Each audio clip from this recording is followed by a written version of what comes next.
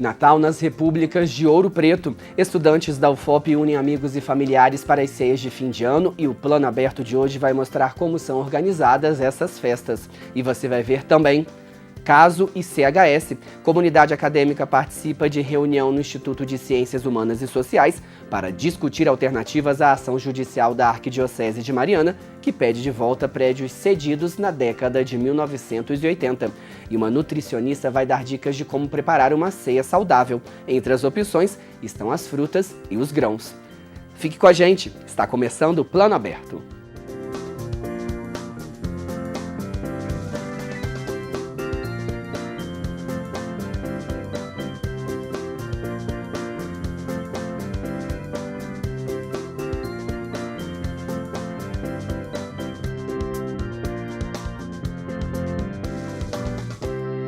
Olá, a gente começa o jornal de hoje falando sobre alimentação saudável.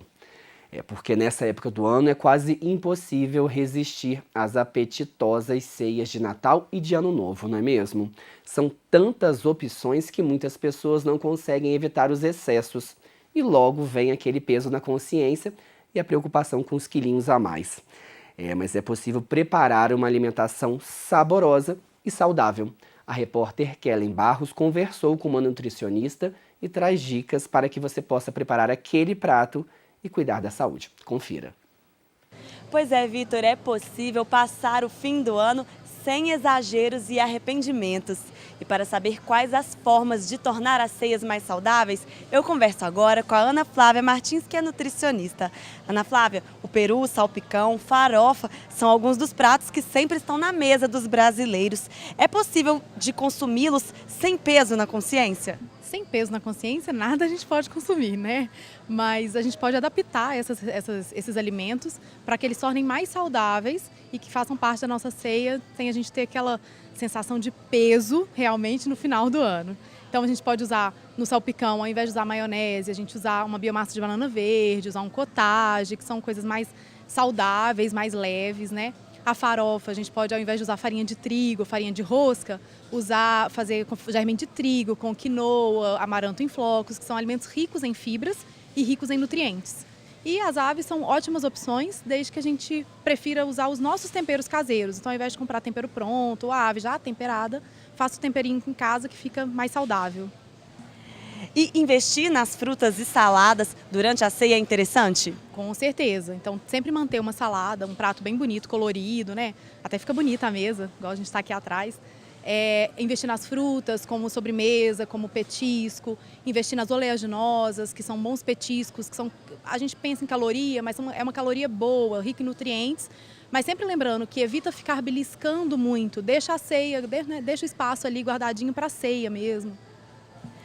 E os doces também são unanimidade em toda a ceia. Eles devem ser evitados? Doce, a gente sempre tem que tomar cuidado. Não vou falar que a gente não pode comer de jeito nenhum, porque é uma época especial. Então, assim, preferir os doces de frutas, né, a base de frutas, evitar exageros. Então, a gente sabe que ceias de Natal, ceias de Ano Novo, são a mesa muito cheia, muito tipo de alimento, né? Então, assim, evita, faça escolhas para você não sair comendo um pouquinho de cada coisa e aí no final da noite tá cheio realmente. E tem gente que come menos durante o dia para exagerar mais na hora da ceia. É uma boa estratégia ou é um risco? Não, é uma péssima opção. Porque se a gente não se alimenta adequadamente ao longo do dia, a gente vai ter muita fome à noite, né, no horário da ceia. E aí a gente não vai se sentir saciado com nada. E aí vai ficar só beliscando e comendo, beliscando e comendo. Aí é um risco. E também é comum a ceia ser acompanhada de bebidas alcoólicas, uma cervejinha, drinks, vinhos. E o que nós devemos fazer para não ter a ressaca no outro dia? Primeira coisa é sempre água. A hidratação ela é muito importante em qualquer momento que a gente vai fazer a ingestão de bebida alcoólica. E antes e durante. Então sempre mantenha um copinho de água ali junto com a sua bebida alcoólica para ir hidratando. A ingestão alimentar ela é muito importante, porque se a gente ingere álcool de estômago vazio, a gente vai exagerar na bebida alcoólica e passar mal do estômago ali. Então alimentação, moderação e água, hidratação. E se mesmo com todas essas dicas, a pessoa acabar comendo mais do que deveria, o que fazer para amenizar o mal-estar que vem depois? Aquela azia, aquela sensação de peso no estômago, né?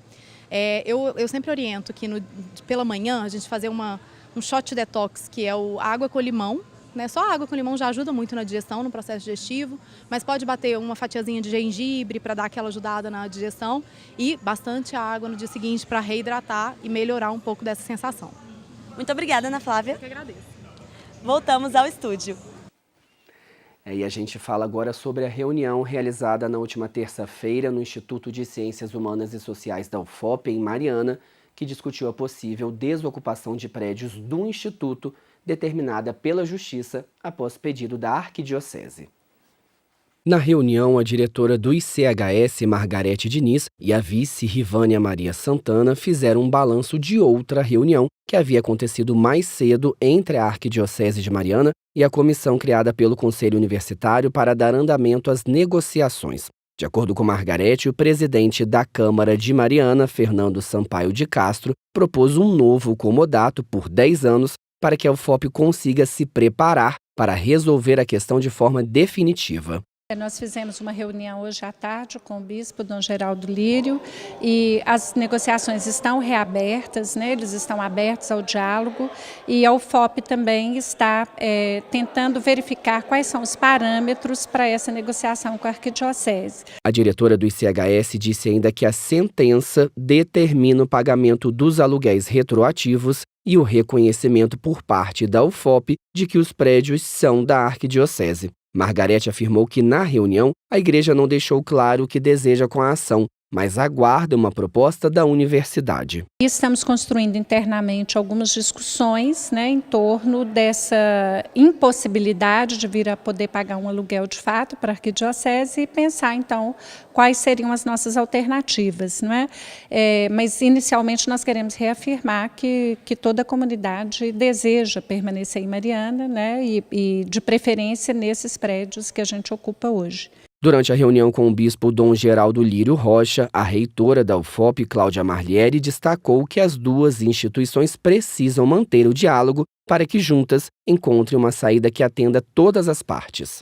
Ontem começou a se estabelecer o que a UFOP teria ou não teria condições de atender e o que a Arquidiocese teria e não teria condições de atender. Eu manifestei que também para nós é importantíssimo e nós queremos que o ICHS fique em Mariana, fique naquele espaço.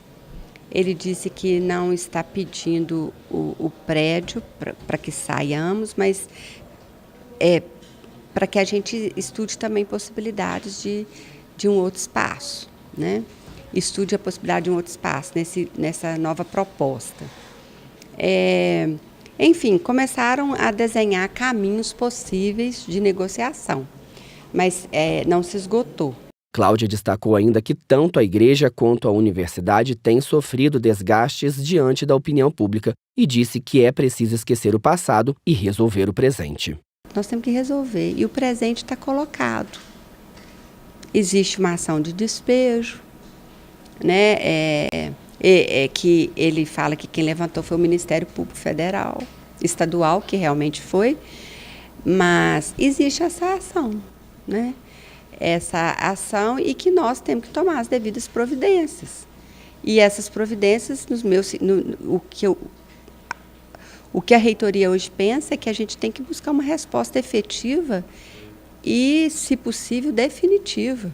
Na década de 1980, a Arquidiocese de Mariana doou o terreno do ICHS à universidade e cedeu em regime de comodato o prédio do antigo seminário de Nossa Senhora da Boa Morte e outras dependências.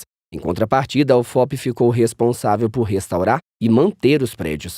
De acordo com a administração da universidade, no final de 1988, o seminário já estava restaurado, porém, a Arquidiocese afirma que a UFOP não cuidou de parte dos prédios e que, por isso, entrou com um processo de quebra de comodato em 2003. Há cerca de 2 anos, a Arquidiocese conseguiu judicialmente o direito de reaver os prédios. A UFOP perdeu em todas as instâncias e não pode mais recorrer da decisão.